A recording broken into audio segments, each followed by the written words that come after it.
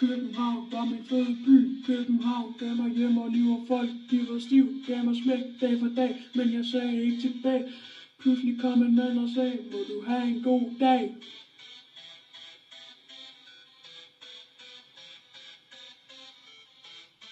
Siden den dag har jeg haft en god smag.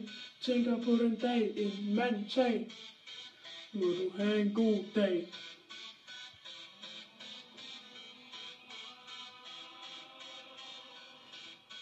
En dag skal jeg vise sande jeg. Laver damer på en gade, spiser remoulade og den på den gade, hvor jeg fik ballade af en mand med en spade. Oh yeah!